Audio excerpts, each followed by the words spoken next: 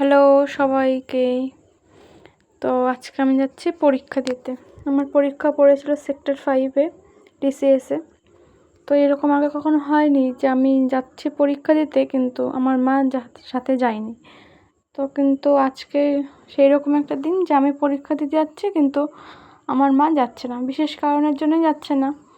তো খানিকটা মন খারাপ নিয়েই যাচ্ছে পরীক্ষা দিতে, যে আমার ওই জিনিসটা বেশ ভালো লাগে যে পরীক্ষা দিয়ে এসে মায়ের মুখটা দেখবো। ছোটোর থেকে এরকম হয়েছে, মাধ্যমিক দিয়েছি, এইচএস দিয়েছি, যাই দিয়েছি মা ছিল সাথে, তো আজকে ছিল না। তো ঠিক আছে, যাচ্ছি। যেহেতু সেক্টর 5-এ পড়েছিল পরীক্ষাটা, সেক্টর 5-এ যাওয়া 3টে পথ জানা আছে, তার মধ্যে আমার শিয়ালদা থেকে মেট্রো ধরে সেক্টর 5 ওটাই বেস্ট লাগে। তো আমি শিয়ালদা থেকে মেট্রো ধরে নিয়েছি, মেট্রো ধরে সেক্টর 5 গিয়ে টিসিএসে গিয়ে পরীক্ষাও দিয়েছি। দিয়ে এসে আবার ফেরার সময় শিয়ালদা স্টেশনটাও বেশ ভালো লাগে, বেশ অনেক লোকজন তো দেখাই যায়, সাথে অনেক শপিং মল আছে, আরও বিভিন্ন ব্যস্ততম একটা স্টেশনের মধ্যে শিয়ালদা একটা। তো যেহেতু বাড়িটা আমার নদীয়ায়, তো শিয়ালদা টু চাকদা যে অনেকটাই টাইম লাগে, তাই আমি হাতে অনেকটা কাজ নিয়েও গেছিলাম যে আমার শিয়ালদা গেলে প্রিন্ট আউটের কোনো কাজ থাকলে আমি সেটা শিয়ালদা থেকে করি, কারণ আমার এইদিকে প্রিন্ট আউটের দামটা একটু বেশি নেয়, তো শিয়ালদা থেকে করি, দামটা একটু কমে হয়ে যায়। তো শিয়ালদা থেকে আমি করে নিয়েছি,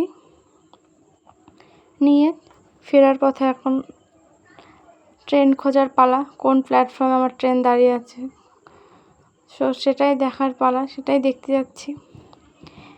চলো, একা একা পরীক্ষা দেওয়াও হয়ে গেল, সমস্ত কাজও হয়ে গেল, এখন বাড়ি ফেরার পালা। মজার ঘটনা হচ্ছে এই যে একা একা গেলাম আর এলাম, একা একা আমি কলকাতা যাই, কিন্তু এই পরীক্ষাটা দিয়ে অনেকটা শিক্ষা, মানে কী বলবো, অভিজ্ঞতা হয় না, অভিজ্ঞতা হয়েছে যে একা একাও চলা যায়, একা একা পথ চলা যায়।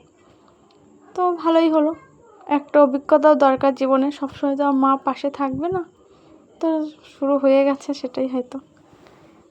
ঠিক আছে, এখন আমি চলে যাচ্ছি প্ল্যাটফর্মে, কিছু খেয়ে নিয়েছি, এর মধ্যে খেয়ে দিয়ে এখন ট্রেনে উঠে টাটা বাই বাই।